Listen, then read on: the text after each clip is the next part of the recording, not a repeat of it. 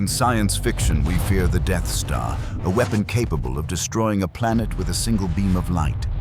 We treat it as fantasy, but in reality, the universe built a Death Star billions of years ago, and it is far more powerful than anything in the movies. It is called a gamma-ray burst, or GRB. It is the most violent explosion in the cosmos since the Big Bang. To understand the power involved, in just 2 seconds, a single GRB releases more energy than our sun will produce in its entire 10 billion-year lifetime. It is a cosmic sniper rifle, and if the barrel is pointed at Earth, the game is over. We discovered these monsters by accident. In the 1960s, the United States was paranoid about the Soviet Union testing nuclear weapons in space. They launched the Vela satellites, a network of sensors designed to detect the specific flash of gamma radiation from a nuclear bomb.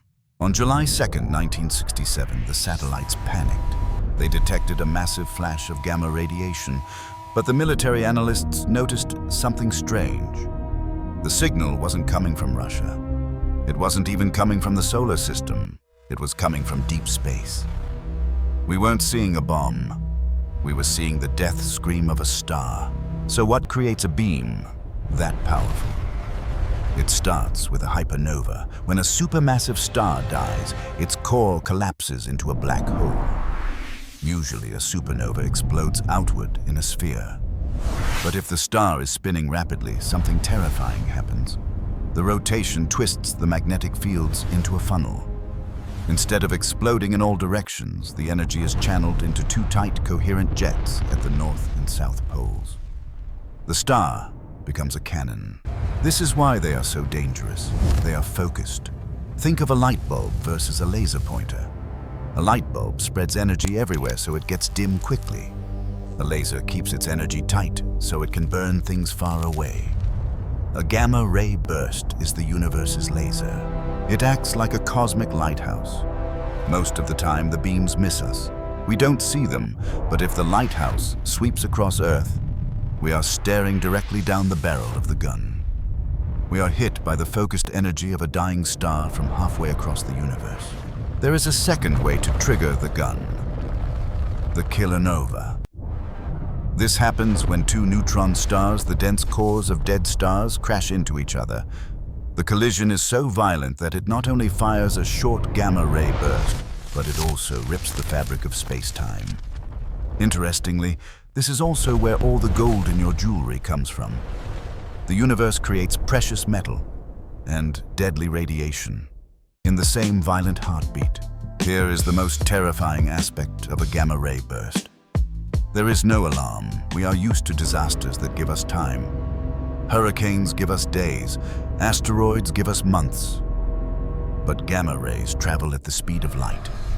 Since no signal can travel faster than light, the warning arrives at the exact same moment as the weapon. Astronomers wouldn't see it coming. Telescopes wouldn't pick it up early. One moment it is a normal Tuesday. The next moment the sky is on fire. We would be hit before our neurons could even process that the sky had changed color. If a GRB struck Earth, the immediate effect would be visible. It would look like a second sun had appeared in the sky. For a period of anywhere from 2 seconds to a few minutes, the hemisphere facing the burst would be bathed in lethal blue-violet light. It would be blindingly bright. But the light isn't the problem. The energy is. While the flash itself wouldn't instantly incinerate the surface, it would deliver a lethal dose of radiation to anything caught outdoors. But the real killer comes minutes later. The true danger of a GRB is not what it does to us, but what it does to our shield, the ozone layer. Our atmosphere is mostly nitrogen and oxygen. When high-energy gamma rays hit these molecules, they rip them apart. The atoms frantically recombine into nitrogen dioxide. This is a toxic reddish-brown gas, the same smog you see over polluted cities, but on a planetary scale. This chemical reaction would scrub the ozone layer out of existence in minutes. The invisible shield that has protected life on Earth for 400 million years would simply vanish.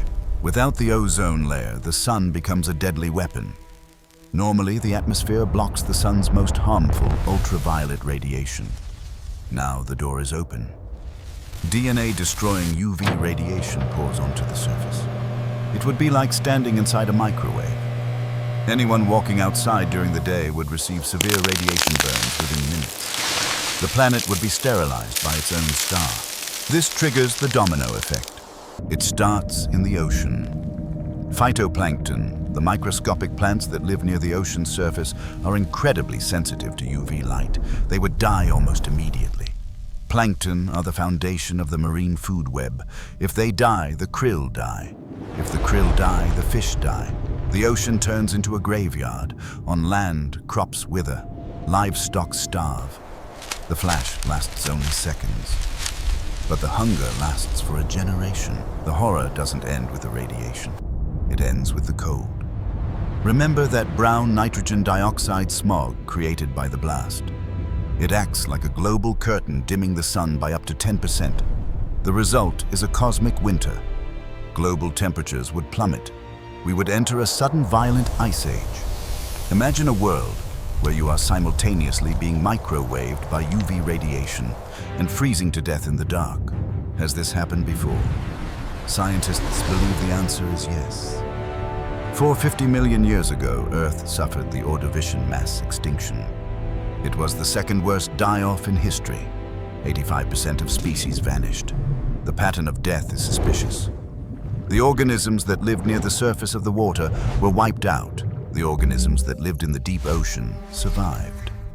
This fits the profile of a gamma-ray burst perfectly. We have likely been hit before. We might have even been hit recently. In the year 775 AD, tree rings across the world recorded a massive unexplained spike in carbon-14. Medieval chronicles from England describe a red crucifix appearing in the sky after sunset. Modern astrophysicists believe this was a short gamma-ray burst from two colliding black holes far away. It was a graze, a warning shot. So, is there a gun pointed at us right now? Unfortunately, yes. Meet WR-104. Located about 8,000 light-years away in the constellation, Sagittarius WR-104 is a Wolf-Rayet star. This is a massive, unstable star at the very end of its life. It is ticking toward a supernova. It could blow up tomorrow or in 100,000 years. But the explosion isn't the problem. The angle is. WR-104 is a binary system. Two stars orbit each other, creating a spiral of dust as they spin. This pinwheel shape gives away its secret. If we were looking at the star, from the side the spiral would look compressed, but the spiral looks like a perfect circle to us. This means we are looking at the system face on, and since the deadly gamma-ray jets fire from the poles of the star, it means the barrel of the gun is pointed directly at Earth. We are staring down the barrel of a sniper rifle. But how steady is the sniper's hand? The gamma-ray jet from a dying star is tight, but it isn't a laser pointer. It opens up like a cone. Measurements of the WR-104 spiral suggest the pole is inclined somewhere between 0 and 16 degrees relative to Earth. That means we are dangerously close to the firing line. However, the star is wobbling. If the pole tilts just a few degrees away before it explodes, the beam will miss us completely. It is a cosmic game of Russian roulette. The other variable is time. Wolf-Rayet stars have very short lives. WR-104 is in its final death throe. It could explode 10 minutes from now, or it could explode in 100,000 years. But if it happened 8,000 years ago, the light is already on its way. It is traveling through the void right now, racing toward us to deliver the news of a death that happened before the pyramids were built. Is there any good news? Yes, chemistry might save us.